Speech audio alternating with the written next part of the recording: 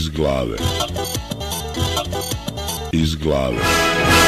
Ja vas ne bi mnogo danas zamajavao, znate, sa nekim pričama, jer zaista ako mi je nešto onako u životu došlo, pa ne znam kako bih vam rekao, ali ja, što kažu, svašta sam vidio u životu. Svašta, stvarno. Ali naravno ono što se juče i prekjuče desilo u ovoj zemlji i što se danas dešava u ovoj zemlji, to je zaista nezabeleženo. Ja sam ovih dana dosta pričao i kad smo imali ovaj operetsko-kabaretski oratorijum o mentalitetu našeg naroda, o mentalitetu građana, o jednom kodu koji je usađen u sve nas, o onom koji se može svesti na tu zaista srpsku jednačinu: 3 ti guram, 2 ti vadim, čik pogodi šta ti radim. Ali nisam verovao da je to primenljivo na sve baš u ovom društvu.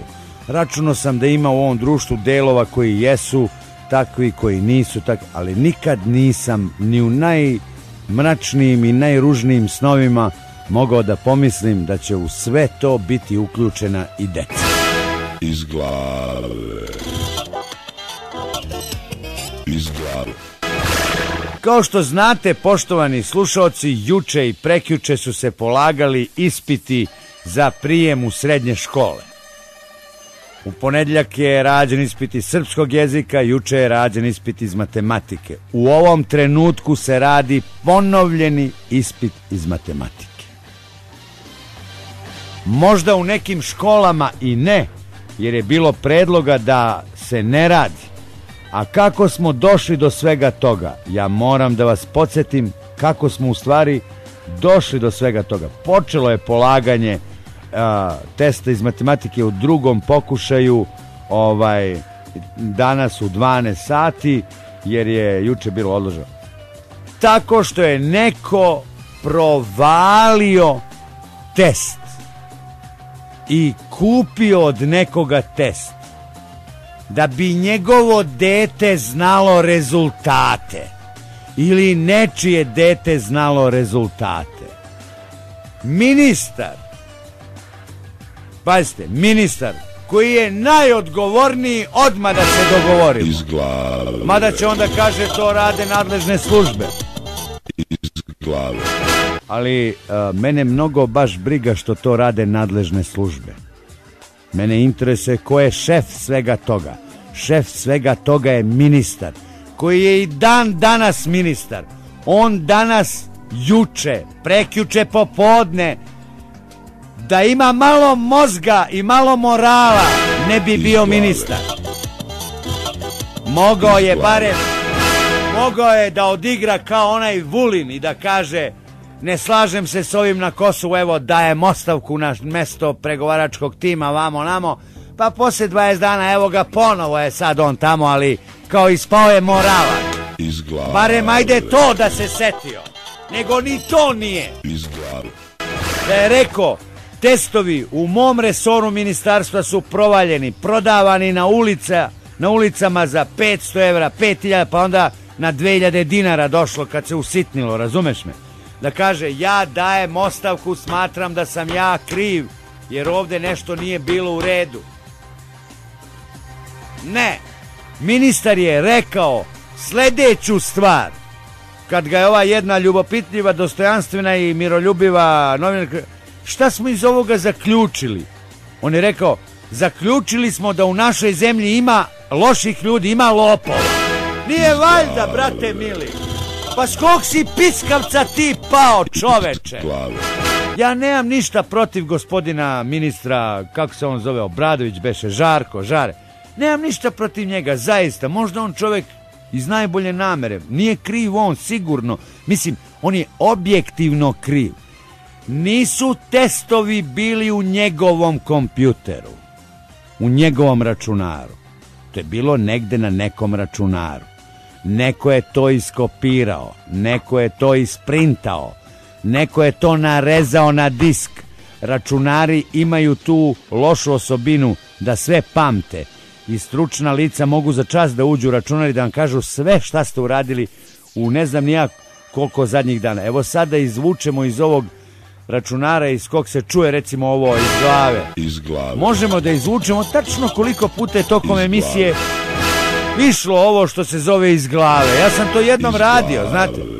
To ima po 100 puta se pusti u emisiji. Iz glave. Na kraju krajeva tako se i vrši monitoring emitovanja programa, da li ste prekoračili određene odredbe u emitovanju reklame ili ne znam nija čega i tako dalje i tako dalje i tako dalje. Isto i za televiziju. Znači u svakom računaru tome. Sada treba naći mamlaza koji je to uradio za 500 evra. Neki džiber, neki džukela, neka, ne znam, moram te izraze da koristim. To je tako jedno ciganisanje, jedno, to je neverovatno. I pazite sad, u celoj toj stvari ministar kaže, evo iz ovoga smo zaključili da u našoj zemlji ima lopova. Nisam znao, ja sam mislio da smo svi pošteni i nevini, kao francuske sobarice. Iz glave. Ali ono što je najgore, iz glave, i čija je odgovornost najveća, i to je ono što treba sve, ne da nas zabrine, nego mi treba svi da popadamo sad u nesvest. Najveća je odgovornost roditelja. Neko od roditelja je išao i rekao, vidi, molim te, ako možeš da mi daš rešenja za ove testove, ovo moje dete da se upiše i tako dalje. Možda je neko nekom dao to i bez para. Znate, možda je neko nekom učinio to prijateljski. Za kumče, za sinovca. Možda je neko za svoje dete, možda je neko za komšijsko dete. Razumete, možda je to iz najbolje namere urađeno, da pomogne. Ali iza te najbolje namere se krije strašna istina, a to je da roditelji su glavni krivci ovoga što se dešavalo. Ne svi naravno, nego 1, 2, 3 ili 4 koji su bili umešani u sve to i koji su tražili te testove, dobili ih i onda malo je bilo onome što je uzeo za sebe, nego je počeo da prodaje po ulici i onda je dao 500 evra, a onda je prodavao za po 2 soma, za po 20 evrića. I šta, ako je prodao 100 testova, uzeo je 2000 evra. Toliko košta budućnost njegovog deteta. iz glave, Šta deca koja treba da upišu srednju školu, koja su inače, ja vam potpisujem, toliko pametna, toliko inteligentna u odnosu na svoje roditelje u tim godinama, da je to nemerljivo. Mi svi roditelji smo glupi mnogo.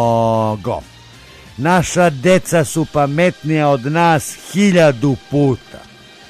U ovim, kad smo mi imali 15 godina, ništa nismo znali ko vrani veprovi, kao magarci.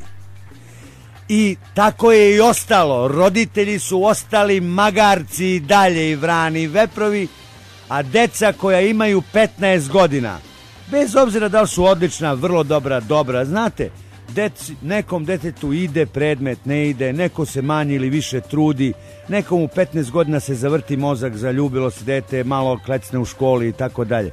Ali ova deca su mnogo bolja, mnogo pametnija i mnogo inteligentnija od svih nas zajedno, to vam potpisujem. iz glave, I umesto iz glave, da roditelji, da svi mi zalivamo i negujemo tu novu generaciju mladih ljudi, nisu to deca, to su ljudi s 15 godina.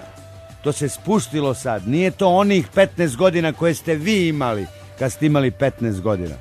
To je sada 15 godina sa seksualnim problemima, 15 godina sa egzistencijalnim problemima, jer vas deca svakog dana gledaju kako se svađate sa ženom oko para. Svakog dana slušaju kako nemate. Svakog dana sednete da ručate i uključite vesti. I onda deca gledaju vesti s vama, vi komentarišete. I deca su napumpana onim što ne bi trebalo da budu napumpani. Odu na Facebook, odu na internet, vide šta se dešava. I idu zdravom logikom koja nije pokvarena. Kao što je pokvarena kod nas, kod roditelja, pogotovo ovih što su kupili testove. I kakav primer mi dajemo deci? Umesto da deca shvate da treba da izađu na test, da se za test pripreme, da odu na test, da ga polažu, da ga za 2 sata popune onako kako najbolje znaju, uz možda neki savjet. Imate 2 sata, 20 pitanja, nemoj da žurite, polako, nigde ne gori, prvo olovkom napiši, proveri još jednom, pogotovo tamo gde misliš da si najsigurniji, tu ćeš možda prvi put i da se zezneš, proveri to još jednom i tako dalje. Popuni ono što znaš odmah, ono što ne znaš ostavi da razmišljaš. Imaš 2 sata i tako dalje. I uradi to, nemoj da prepisuješ. Jer otkud znaš da onaj od koga si prepisao je napisao tačno. I drugo, riskiraš da to hvati. Međutim, u celu tu stvar, ne samo da su uključeni i roditelji, nego su uključeni i nastavnici, koji su lagano pustili buvu da se prvih sat vremena nekako odradi sat i po, a zadnjih pola sata možete malo i da prepisuje. Ja vam garantujem to. Iz glave. Ja vam garantujem to. Iz glave. I to se priča među decom. Znači, oni odlaze na test sa već pripremljenom forom da možda mogu da prepišu. Ajde to da kažemo da je u tradiciji dečijoj i školskoj da se malo isprepisuje i tako dalje. I da to na kraju krajeva i nije ništa strašno, a da na testu gde su klupe odvojene onako malo dalje jedno od druge, profesori su ti nastavnici koji to treba da spreče. Oni kao možete. Ali roditelji koji kupuju test daju svojoj deci rešenja za sva 3 slučaja, je li tako? Jer ti imaš 3 varijante i on zapamti za 3 varijante. Pa više mu treba vremena da zapamti sve 3 kombinacije rešenja nego da malo nauči to gradivo. I umesto da decu učimo da budu poštena, da uče, da budu dobri đaci, da imaju dobre ocene, jer će sada, kad imaju 15 godina, za 10 godina živeti u sistemu, hteli mi to ili ne. Znači, možete da se opirete Evropi koliko god hoćete. Možete da se vatate za popove, za Dveri, za Ratka Mladića, za ovo, za ono, za patriotizam. Za 10 godina će ova zemlja da bude u Evropi sigurno sređena i neće moći da se živi ko što ste vi živeli i ko što mi živimo na Kvarno, na Mučku, na 3 ti guran, 2 ti vadim, čik pogodi šta ti radi. Ne može. Iz glave. Umesto da pripremamo svoju decu za bolju budućnost, za poštenije društvo, mi ih učimo da budu odmah korumpirani. Mi sada imamo prvu generaciju korumpiranih srednjoškolaca. Iz glave. Kome zahvaljujući? Iz glave. Zahvaljujući ministarstvu gluposti, a ne ministarstvu obrazovanja. Zahvaljujući ministru koji je rekao ima lopova u ovoj zemlji. Zahvaljujući nekom mamlazu činovniku koji je za smrdljivih 500 evra, 50.000, tolika mu je plata, dao nekome rešenje. Hvala Bogu, pa su ova, kako se zove, sredstva komuniciranja i vamo namo to provalila. Ne možete više, što kažu, ni vetar da pustite, a da to ne sazna čaršija. Iz glave. Iz glave. Hvala Bogu da postoji neka javnost. Hvala Bogu da postoji neko ko je to objavio. Pa se to otkrilo, pa je došlo. Međutim, postavlja se pitanje, osim ovoga naravno što učimo decu da od malih nogu budu pokvarena, da ne moraju sve da postignu radom i zalaganjem i učenjem, nego da se ne sikira ništa jer će to Ćale ili Keva da završe ovo ono. I ako ne prođeš na ovom testu, ništa se ne brini, ja ću ti završim da te upišem i ovo ono. Još će da mu izabere odeljenje i stolicu i razrednog će da mu izabere i tako dalje i tako dalje. Još samo što ima nekih koji mogu možda čak i da srede da profesori dolaze u kuću, da dete ne ide u školu. Mi od svoje dece, umjesto da stvaramo normalne ljude, mi od naše dece želimo da napravimo debile, kao što smo mi ispali debili na kraju. U 40. i 50. godinama. Ali ja sam vam rekao, nije meni za nas, nije meni za mene i za ove koji imaju po 50 godina. Mi smo svoje odsvirali. Mi treba samo što časnije da odživimo ovo malo života što nam je još ostalo. A da najbolje, ako imate u sebi, prenesemo na svoju decu. Ako nemate, onda poslušajte svoju decu, jer su deca mnogo bolja od nas i nisu ništa kriva. Deca su sticajem okolnosti dovedena u situaciju da ne veruju rođenim očima, nego da gledaju svoje roditelje kako se bave lopovlukom, kako se bave mitom, korupcijom, kako se sada bave protestima. Sada drugi roditelji protestuju. I sada drugi roditelji koji nisu bili umešani, ima normalnih ljudi, ima normalnih roditelja, ima roditelja kakvi treba da budu, koji su svoju decu učili, pomagali im, sedeli sa njima, radili, plaćali dopunsku nastavu da deca malo više nauče, kuvali čajeve, spremali malo deci sendviče da jedu dok rade po kući i tako dalje. S pravom se sada bune i traže da se ponište ispit iz srpskoga jezika, jer ko nam garantuje da su rezultati testiranja sa srpskog jezika tačni? Ko može da garantuje? Ministar obrazovanja, gospodin Obradović? Pa nema teoretske šanse. Iz glave. Zvati bivši ministar, brate mili. Iz glave. Ima obraza, podneo bi odmah ostavku. Odmah iz taka. A makar vlada rekla ne prihvatamo ostavku. Ali to je bila cena koju je morao da plati. Ali on to naravno nije uradio, jer ovdje je bitno samo da se sačuva vlast. Jednom slava, drugom mast. Znate kako to ide u životu. I ja vas sada pitam, sve vas roditelje, koji možda ovo slušate i čekate da vaša deca izađu sa ovog ispita koji danas polažu pod još većom tenzijom i većim pritiskom nego što su ga imali juče. I danas će rezultati testova biti 10 puta gori nego juče. Jer će danas deca, bez obzira što imaju 15 godina, što su inteligentna, pametna, lepa i tako dalje, imati posebnu vrstu presije. I danas će se desiti da neko ko je možda Vukovac, koji imao sve petice, koji je bio najbolji iz matematike u odeljenju, pogreši. Zašto? Zato što je pod posebnim pritiskom. Vi ste zaboravili kako to izgleda da izlazite na neki test. Vi ste zaboravili kako se studira, zaboravili ste kako ste spremali ispite. Bilo je ljudi koji su povraćali pred ispit. To već pređe u organski i tako dalje.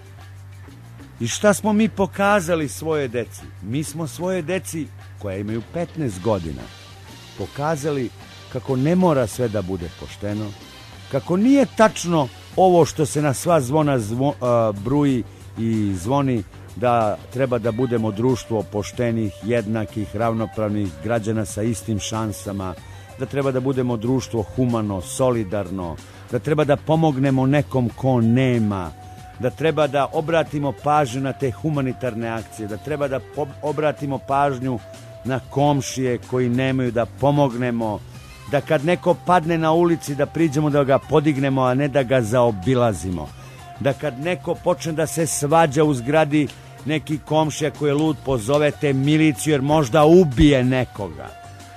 Mi umjesto toga deci pokazujemo kako da budu pokvarena, kako da budu korumpirana, kako da budu kvarna, kako da umesto svih zadataka iz matematike i srpskog, prvo nauče da reše osnovnu srpsku jednačinu. 3 ti guram, 2 ti vadim, čik pogodi, šta ti radim, jednako je iz glave.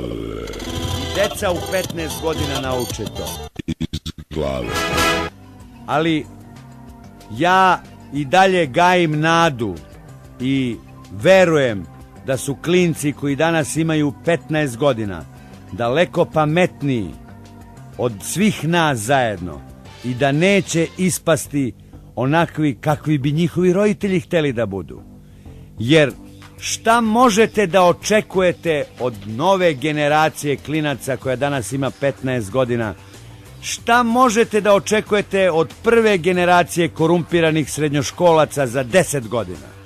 Šta će oni da rade kad za 10-15 godina dođu na vlast? Iz glave. Pa ovi što su do sad krali po ovoj zemlji, pa oni su male bebe. Ovaj će da kaže, prijatelju, pa ja sam bre pre 15 godina bre polagao test za srednju školu, namestili smo ga kod 2 i 2, pa šta ovaj tender za izgradnju ovog mosta, pa to će sredimo bre kod 2 i 2. Iz glave. Pazite šta mi zalivamo, koje divlje biljke, ljudoždere, koje divo meso mi gajimo i želeli bi iz najbolje namere.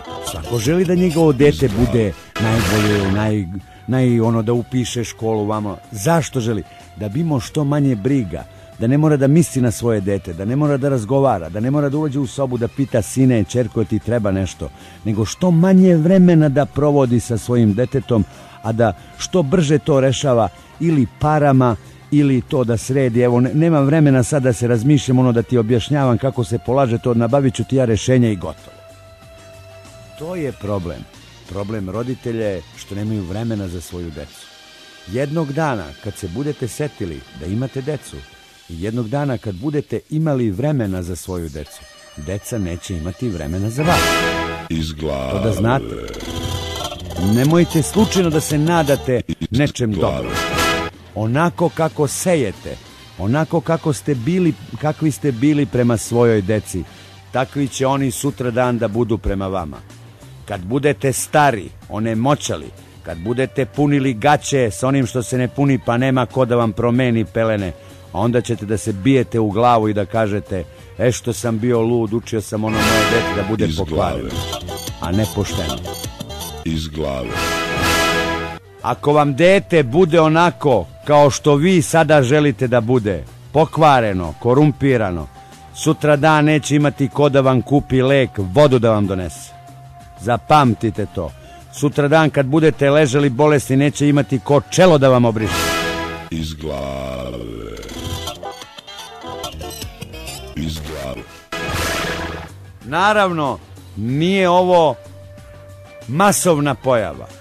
Nije ovo masovni slučaj. Nisu svi provalili. Ono što treba gospodin Dačić kao ministar policije podhitno da uradi, makar mu prošlo 10 šlepera heroina i kokaina kroz carinu, treba da ode, da uhapsi onoga s čijeg računara je otišao test, da uhapsi onoga s čijeg računara je narezan, odštampan, printer da uzme, da već ima istorija printanja, istorija rezanja, istorija ovoga, treba da uhapsi onoga ko je kupio test, da ga slika i da mu objavi sliku na televiziju i da ga kaže i da se bruka za sve vreme i za sve pare koje je dao. Ali njegovom detetu ne sme da fali dlaka s glave, jer njegovo dete nije ništa krivo.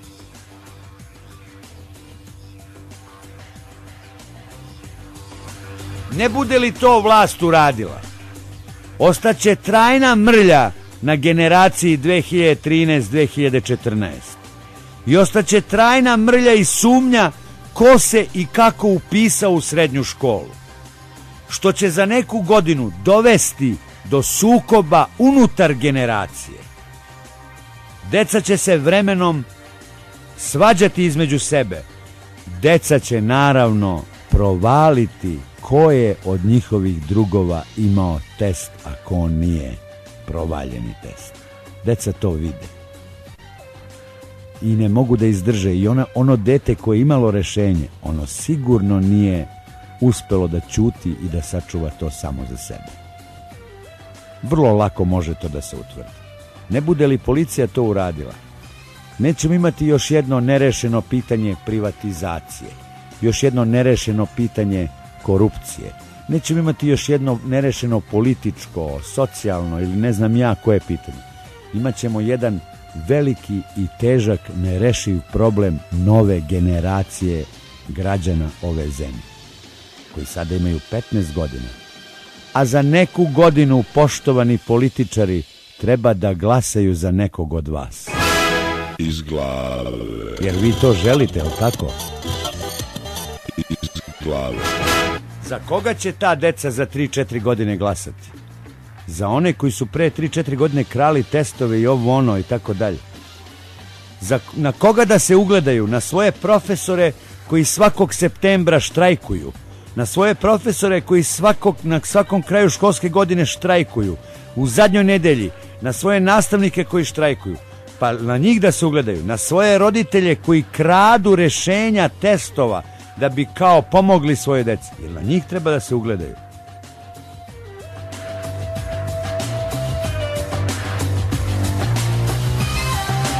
Jadna je ova zemlja. Jadna je ova zemlja jer u njoj nema one građanske svesti, jer je srednja klasa uništena i ne može da se okupi da je jaka srednja klasa u ovoj zemlji, da su jaki ljudi, da je jaka svest.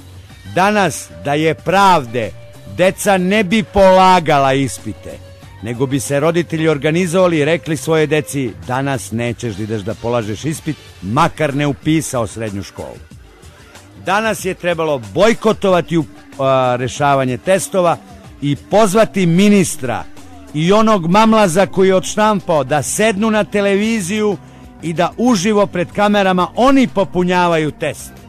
I da onda pokažu preko televizije: evo vam deco rešenja, svi ste dobili maksimalan broj poena, svi ste upisani. Ili svi idete nazad u 8. razred. Iz glave. Ko nama garantuje da test iz srpskog nije provaljen, a test iz matematike kao jeste? Pa nije valjda. Nije valjda.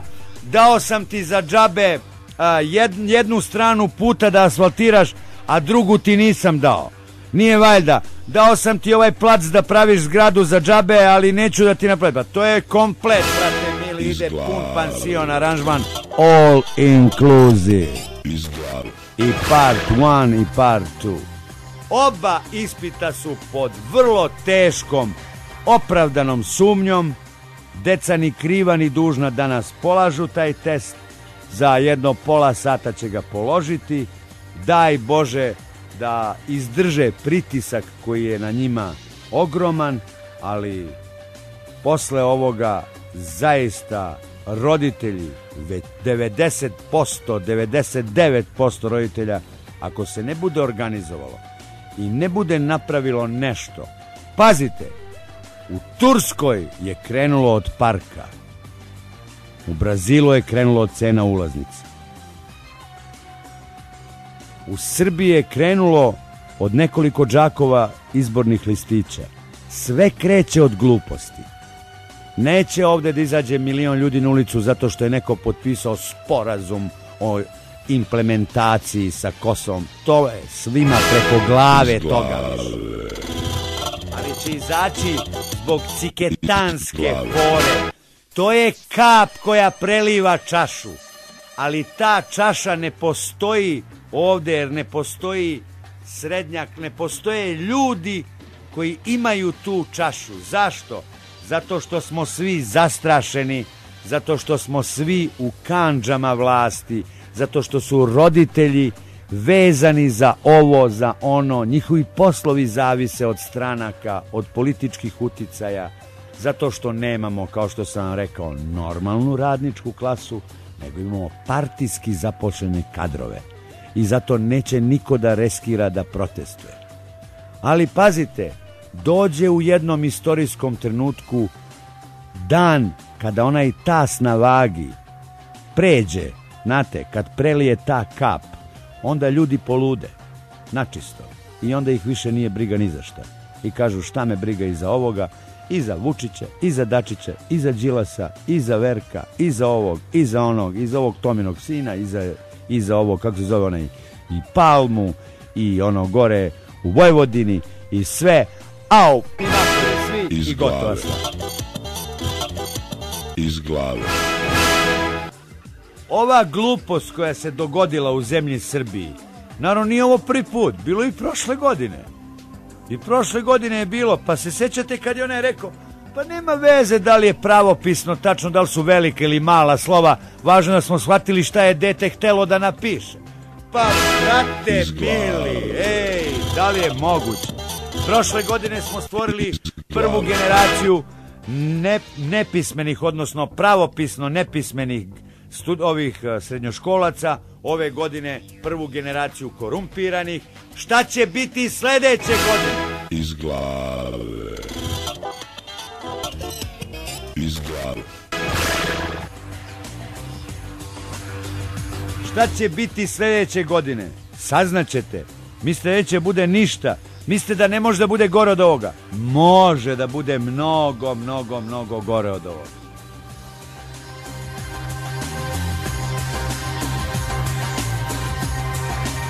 Ali ja sam rekao, nadam se da će da bude bolje, jer ne verujem u ove koji su moja generacija, mlađi od mene 10-15 godina, stariji od mene 10-15 godina. Znači, ne verujem nikom iznad 30 godina. 25, 30. Ali ovima što imaju 15, u njih još imam veru. U njih verujem. U njih se nadam. Jer ove druge ne mogu da se nadam. Nadam se da će oni da nam donesu nešto bolje. Nadam se da će oni da nas dozovu pameti. Ali ako im mi u tome budemo odmagali i pokazivali loše primere, možda ispadne još grđe i još gore. Jer ćemo mi za 10 godina da vičemo, pa ne može to tako, ali će da nam kažu, a kako je moglo pre 10 godina na onim testovima? Šta sad hoćete? Ja se nadam da će ova deca, pošto su pametnija, pošto su inteligentnija, pošto su njihovih 15 godina vrede više nego naše sve godine zajedno, ja se nadam da će oni da nas izvuku iz ovog blata, iz ovog šljama, iz ove bruke u koju smo upali zahvaljujući nekim mamlazima, nekim, ne znam ni ja kako da ih nazove. Nadam se u tu generaciju, verujem u njih, u te mlade, jer u druge zaista nemam nikakve, ovo sve ostalo, znači samo mogu da se krstim i sa levom i sa desnom rukom i da ništa dobro ne mogu da očekujem, ni od ove vlasti, ni od ovih u skupštini, ni od ovih njihovih pomoćnika, savjetnika, agencija, ni od ovih, ne znam, činovnika i tako dalje. Pa to ima jedno 100.000 ljudi sve u svemu, koji su direktno tu vezani, nešto upleteni u vlast i tako dalje i tako dalje. Ovo sve ostalo je običan narod. Pa šta ti od njih možda očekuješ? Ostaje nam samo da se nadamo da će naša deca da nas izvedu na pravi put kad smo mi već tako duboko zalutali u tu šumu korupcije, kriminala, bruke, sramote i da ne nabrajam dalje. Iz glave.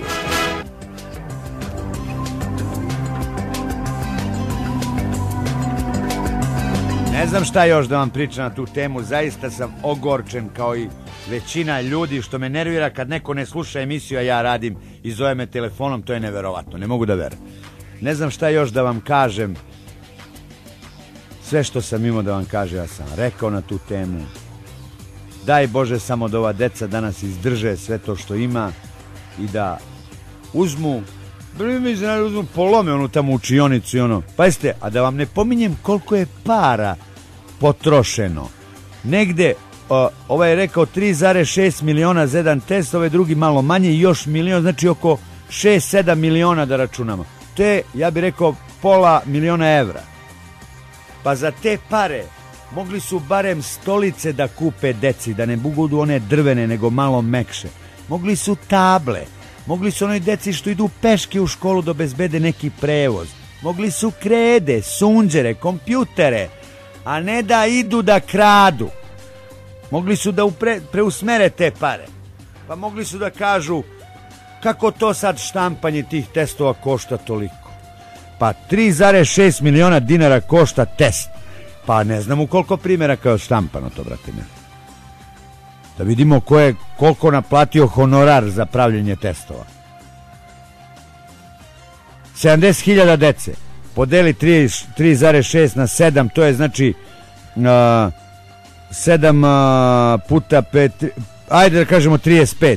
Znači to košta 50.000 ili ne, 50.000 po test, po detetu košta test, je li tako? 70.000 puta 50.000 je 3.600.000. Znači jedan test po detetu košta 50.000 dinara. A edi bre, pa da su ga na zlatnom papiru, na zlatotisku pravili, ne bi toliko koštao. A gde su dnevnice za profesore, pa gde su dnevnice za nastavnike, pa gde su dnevnice za ove, pa gde je papir što se štampalo na kvarno, pa DVD na kvarno, pa opono, pa organizacija čitog projekta, pa projekat, pa opono. Bruka, bruka, bruka, bruka, bruka i sramota.